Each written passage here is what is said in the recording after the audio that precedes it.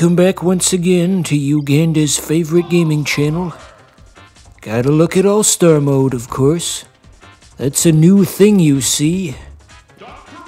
Regular Smash 64 did not have this. If they did, it would have been kinda shitty because there were only 12 characters. You see, the premise of All-Star Mode is you take on all the characters at once. Just one after another, just bam, bam, bam, bam. Urgh. That's all you gotta do. All-Star Mode. Cartoon All-Stars to the rescue. You guys remember Cartoon All-Stars to the rescue? I only know about it because of the Nostalgia Critic, but the premise was, many years ago, they said, "Hey, stupid kids of 1990, do you like the Muppets? Yeah. Do you like Winnie the Pooh? Do you like Alvin and the Chipmunks? Okay. Well, we're gonna put all of those things together in one big crossover event." And oh wow!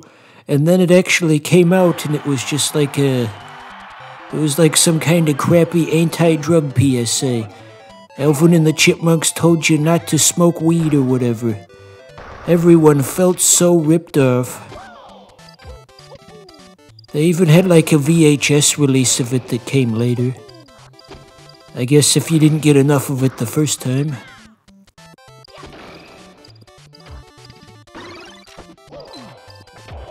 Okay, well, this run's just off to a flying start, huh? What the heck even happened there? If I haven't already explained, the 5 lives that they gave us at the start have to last us all the way through Cartoon All-Stars to the rescue mode. If we can't do that, well then it's game over, of course. The fact that we would lose an entire life so soon, that's just embarrassing. I guess the AI felt bad and decided to commit Sudoku at the end there. You think bad AI mistakes like that are like part of original Smash 64, or if that's something exclusive to the ROM hack? I mean, we were on a stage that's exclusive to the ROM hack, so that's probably the fan community's doing, if I had to guess.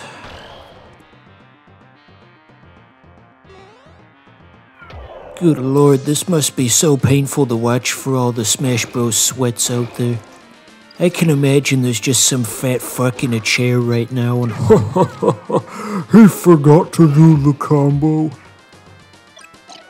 Needless to say, I think this might be a fairly short run, if I'm already down 2 lives out of 5.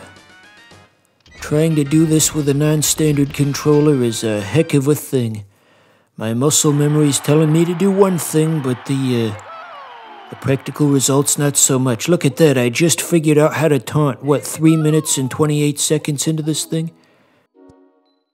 Generally not a good sign for the run if you can see me figuring out the controls in real time as we're going.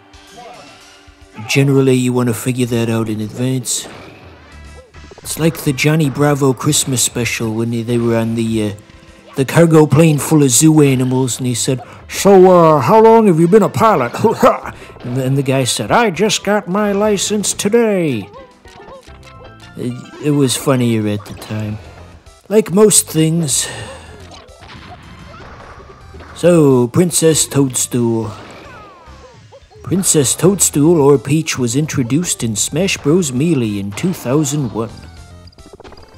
I never understood why they had that pervy Easter egg in Melee where you could like look up her dress when she was doing that kick. Oh, don't look at me.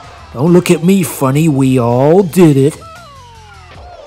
Anybody who tells you otherwise is a big fat liar. Just like Frankie Muniz in the hit movie Big Fat Liar. They told me I had to come and pick up a little blue truck. They didn't say nothing about a little blue man. 'Cause, you know, that was in the trailer for the movie. Poor old Frankie Muniz, I believe he suffered like a stroke of some kind. And now he has almost no memory of working on Malcolm in the Middle or anything like that. Remember to live life to the fullest, viewer. You never know when you're gonna have an event. It could happen today. It could happen while you're watching this video. Who knows? I meant to throw that barrel upwards, but again, trying to do this without the normal controller. You know how it goes. I'm just gonna explain away every mistake that happens.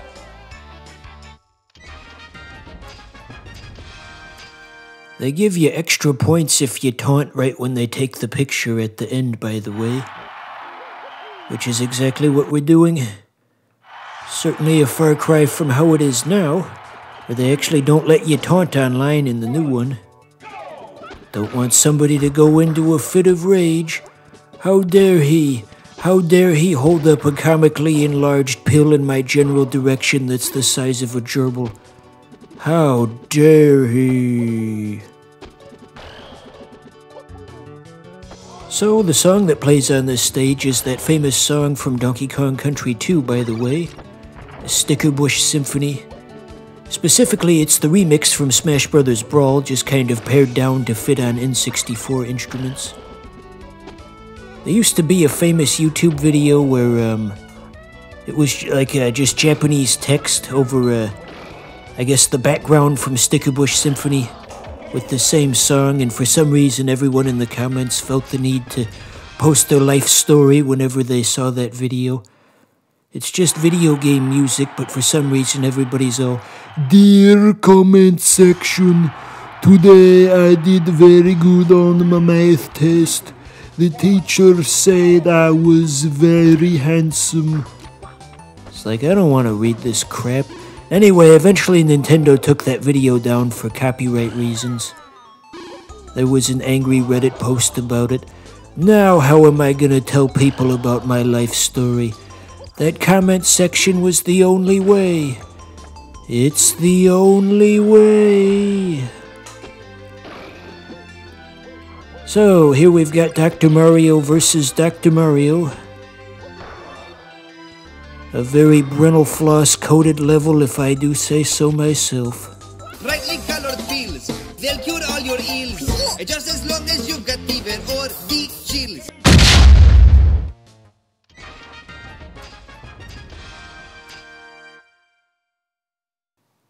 Does Brental Floss even still make stuff anymore? I would say it's been about 10 years since I last checked on him. I'm just going off of very faint memories of things that amused me in 2014.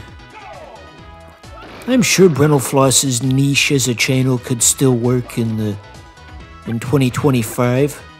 Songs about video games, it's like Weird Al but video game themed, that could still work. Take like the main theme about Halo and make it about like fucking pancakes or something. Yeah, people would watch that.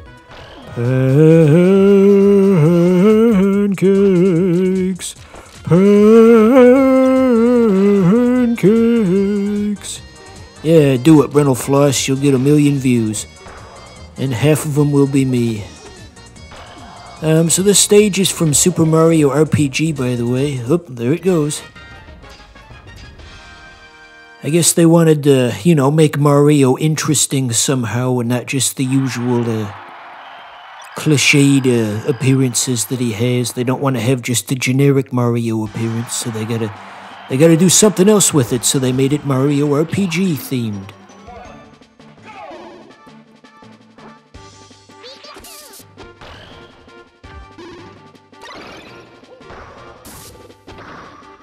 So, at the time of recording, today is Gandhi's birthday, by the way.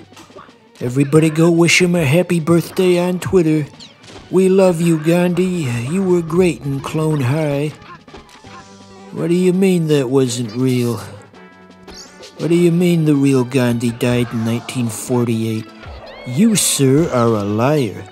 Just like the movie A Big Fat Liar starring Frankie Muniz. And other people, I assume. I forget who else was in that movie. It's been over 20 years. But yeah, Gandhi. Ooh, this is a new item. That's an item where they didn't just copy, you know, from the newer games. That's a genuine, like, unique to this ROM hack item. You get multiple jumps, you see. Just as you would in Mario 3.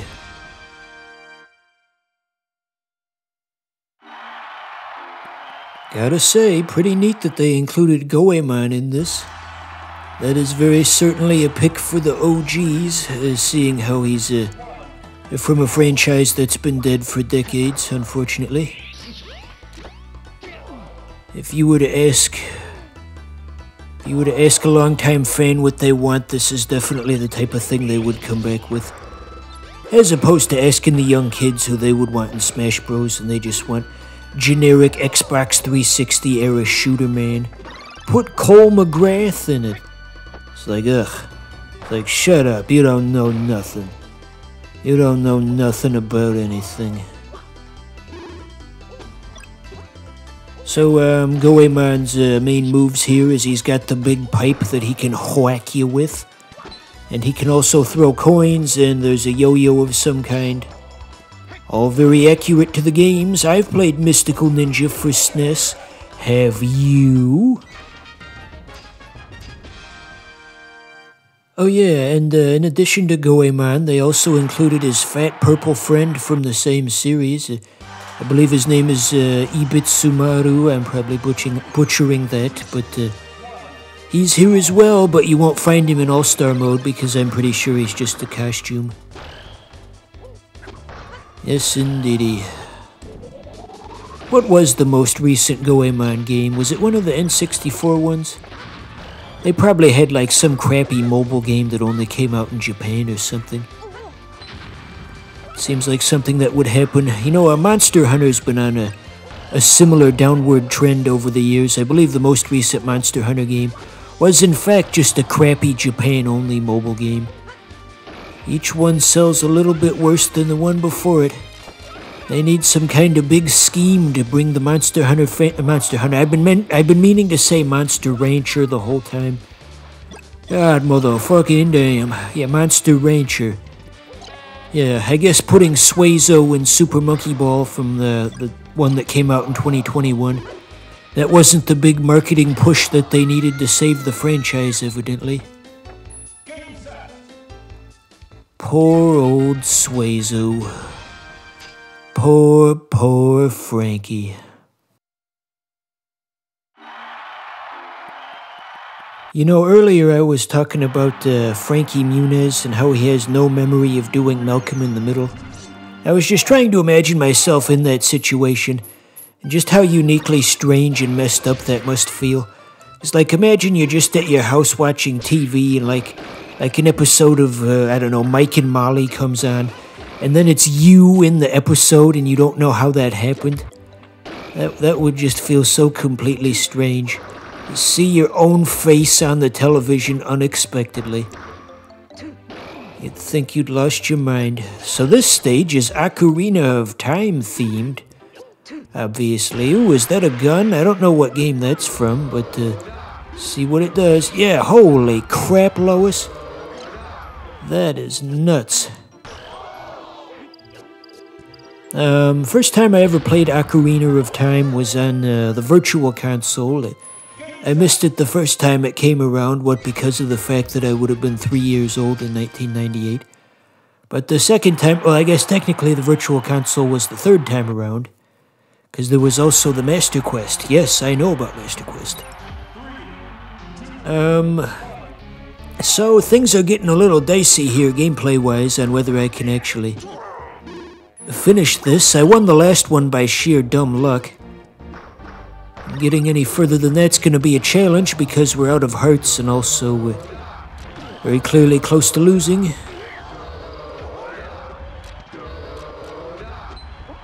You can probably tell by the time remaining in the episode that I'm not going to get this, but let's just enjoy the ride between now and then.